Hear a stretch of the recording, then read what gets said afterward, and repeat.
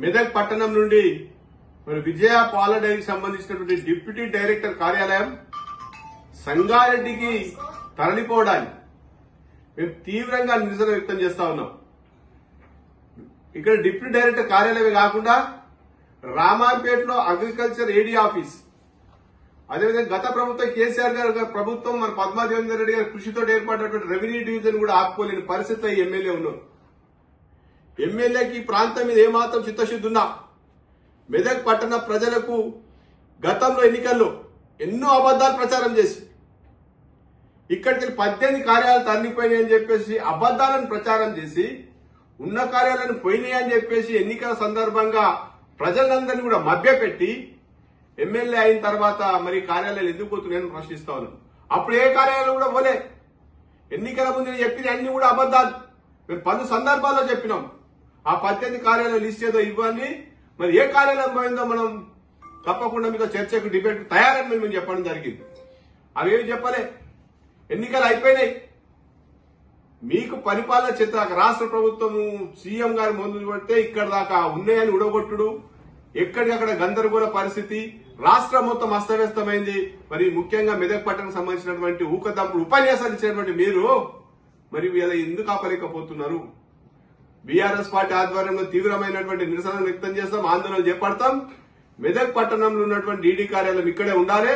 మెదక్ పట్టణం అంతా కూడా మెదక్ జిల్లా కేంద్ర సుభావనుడి ప్రాంతం అంతా కూడా వ్యవసాయానికి, పాడి పరిశ్రమకు పెట్టని కోటలా ఉన్నటువంటి మెదక్ పట్టణంలో గతంలో సిద్దిపేటలో గానీ సంగారెడ్డిలో గానీ పాల ఉత్పత్తి లేదు. ఇప్పటికి కూడా సంగారెడ్డి కంటే మరి మెదక్ పట్టణ పరిశ్రమ ప్రాంతాల లోపలనే పాడి పరిశ్రమ అభివృద్ధి దశలో ఉన్నది.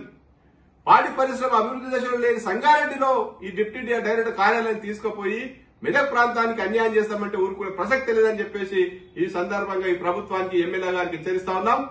ఏది ఏమైనా సరే మరి ఈ చెప్పుడు మాటలు, ఊకదంపుడు ఉపన్యాసాలు బంద్ చేసి ఈ ప్రజలకు మేలు కోరే పనులు చేయాలని చెప్పేసి మేము ఇదవరుతా ఉన్నాం. ఎన్నో రకాలుగా ఇబ్బందులు పడతా ఉన్నారు ప్రజలు. రాష్ట్ర వ్యాప్తంగా పరిపాలన అట్లనే ఉన్నది. ఇక్కడికి వస్తే కార్యాలయాలు పోతా ఉన్నాయి. గురుకుల పాఠశాలలో అక్షరస్తున్న పరిస్థితి ఉన్నది. నిరుద్యోగుల పరిస్థితి ఆ విధంగా ఉన్నది. రైతులకు చెప్పులు హైదరాబాద్ నుంచి మొదలెట్టి ఢిల్లీ దాకా మంత్రులు తిరుగుతూనే ఉన్నారు. హెలికాప్టర్లల్లా ఫ్లైట్లల్లా పోతూ ఉన్నారు తప్ప ప్రజా సంస్థలు గాలికి వదిలేసారు. ఇవాళ చూసినట్లయితే నేను పత్రికలు చూసినాం. ఢిల్లీ పురవీధులలో వీళ్ళంతా పైరేళ్ల కోసం తిరుగుతూ ఉన్నారు తప్ప ఇక్కడ రైతులు మాత్రం క్యూలలో చెప్పులు పెట్టుకునే పరిస్థితి ఉన్నది, ఎరువులు దొరకక. ఈ దౌర్భాగ్యమైన పరిస్థితి నుంచి రాష్ట్రాన్ని రక్షించాలంటే కేసీఆర్ గారే మరి రావాలి అని చెప్పి ప్రజలందరూ ఆశిస్తా ఉన్నారు, ఆశపడతా ఉన్నారు. తప్పకుండా రోజు త్వరలోనే ఉంటాయి. మేము ఇప్పుడు మాత్రం ఈ సందర్భంగా వెంటనే ఈ తరలిపోయిన డీడీ కార్యాలయం తిరిగి రప్పించాలి. ఒకవేళ ప్రభుత్వం చేత కాకపోతే టీఆర్ఎస్ పార్టీ బీఆర్ఎస్ ఆధ్వర్యంలో పెద్ద ఎత్తున మేము ఆందోళన చేపడతాం. అంతేకాకుండా రామాయంపేట నుంచి తరలిపోయినటువంటి ఏడీ అగ్రికల్చర్ ఆఫీస్ కూడా రావాలి. మరి అప్పుడు రామాయంపేటలో ఏర్పాటు చేసినటువంటి డివిజన్ కనీసం ఆ డివిజన్ నిలుపుకోలేని స్థాయిలో ఇక్కడ పాలకులు ఉన్నారు, ఇక్కడ ఎమ్మెల్యే ఉన్నారు అన్న విషయాన్ని ప్రజలందరూ కూడా గమనించాలని చెప్పి ప్రజలకు విజ్ఞప్తి చేస్తా ఉన్నాం.